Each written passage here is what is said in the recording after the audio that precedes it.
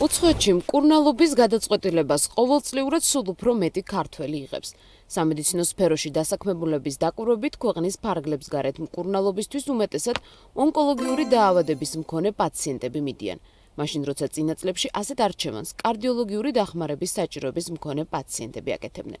ვახტანგ კალოიანის შეფასებით ტენდენციას არსებული სისტემური პრობლემები განსაზღვრავს, რომლის გამოსწორებისთვისაც არავინ მუშაობს.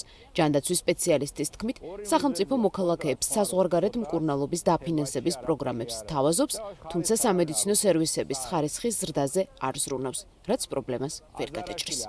ქართული ჯანდაცვის სისტემა რეალურად დახურულია, ჩვენ არ ვიცით რა ხდება სისტემაში, არ ვიცით ეს ციფრებში გამოხატული და შესაბამისად რეაქციაც გასაგებია, რომ ამ დროს არის უფრო გარკვეულ და სანდო გარემოში წასვლა და მეორე ეს არის ტექნიკური საკითხები მათ შორის, იქნება ეს მედიკამენტები თუ კვლევის გარკვეული მეთოდები თუ ამ კვლევის ესე ვთქვათ ხარისხი. ბავშვთა ონკოლოგია საინტერესო მაგალითია, ერთის მხრივ თითქოს კი რა კარგია, რომ კონკრეტული ბავშვები ღებულობენ შესაბამის დახმარებას, მაგრამ ამას არ მოყვება ექიმების თქვათ გადამზადება, მათი კვალიფიკაციის ამაღლება. შეიძლება ბოლოს ისე მოხდეს, რომ რაღაცა დროის შემდეგ აქ აღარ ვყავდეს უკვე სპეციალისტი, რომელსაც ექნება ცოდნა და გამოცდილება. ონკოქირურგი ილია გოცაძე გვიხსნის, რომ დღეს საქართველოს აქვს რესურსი პაციენტებს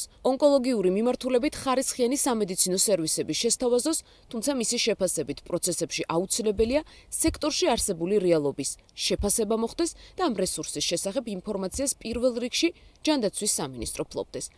არავინ არ იცის ზოგადად, ჩვენ კარგები ვართ თუ ცუდები. ანუ მე ვიცახი რომ სამინისტრომ არ იცის ეს ამბავი და მე ვარ ნომერ პირველი მომხრე იმისი რომ ეს ყველაფერი აბსოლუტურად გამჭირვალედ შეისწავლოს და პაციენტი იყოს გაგზავნილი იმ ექიმთან, ვინც შეესაბამება მართლა, ვინც გადამოწმებულად შეესაბამება თანამედროვე დონეს, ხო?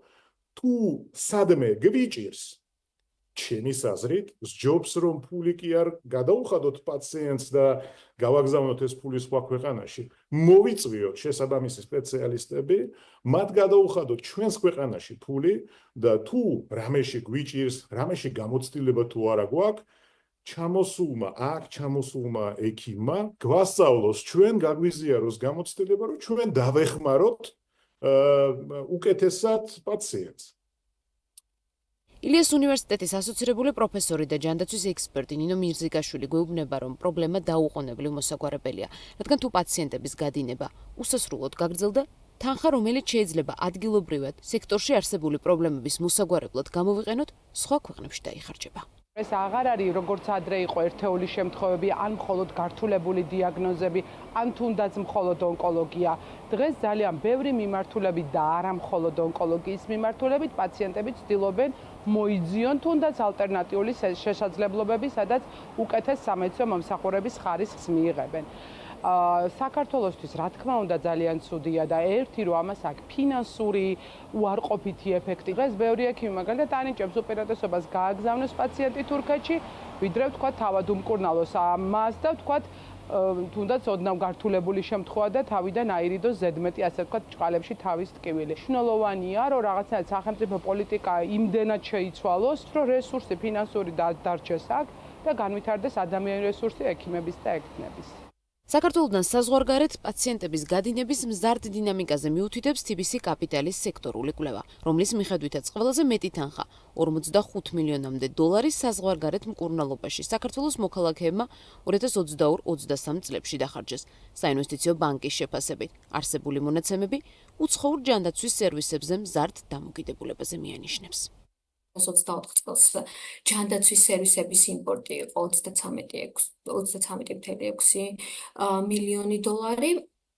რაც დაუშვათ პანდემიამდე მაჩვენებელს, აი 2019 წლის მაჩვენებელთან შედარებით თითქმის სამჯერ მეტი არის, მაშინ დაახლოებით 10 მილიონის ფარგლებში იყო ეს მაჩვენებელი. ძირითადად საქართველოდან ჯანდაცვის სერვისების მისაღებად მიდიან ხოლმე თურქეთში, განსაკუთრებით ონკოლოგიური მიმართულებით, თუმცა ასევე ხშირი არის დაუშვათ ღვიძლის და გულის გადანერგვის ოპერაციებს. ერთ-ერთი მიზეზი, რატომაც საზღვარგარეთი იღებენ ამ მომსახურებას არის ის, რომ საქართველოში არ არის ეს სერვისები ხელმისაწვდომი, ან ხშირი არის შემთხვევები, როცა საქართველოში ეს სერვისები ხელმისაწვდომია, თუმცა დობის მომენტი არის და პაციენტები ასახელებენ სწორედ ამ მიზეზს. TBC კაპიტალის ინფორმაციით სამედიცინო სერვისების ექსპორტს, იმპორტი მნიშვნელოვნად აღემატება. უფრო კონკრეტულად, მხოლოდ 2024 წელს საქართველოს რეზიდენტებმა უცხოეთში მკურნალობაზე $33 მილიონ მეტი დახარჯეს, მაშინ როცა უცხოელების ხარჯი საქართველოში $2 მილიონ იყო. რაც შეეხება რაოდენობრივ მონაცემებს, საზღვარგარეთ სამკურნალო გამაჯანსაღებელი მიზნით საქართველოდან მხოლოდ 2024 წელს 50,000 მოქალაქე გაემგზავრა სხვადასხვა ქვეყანაში.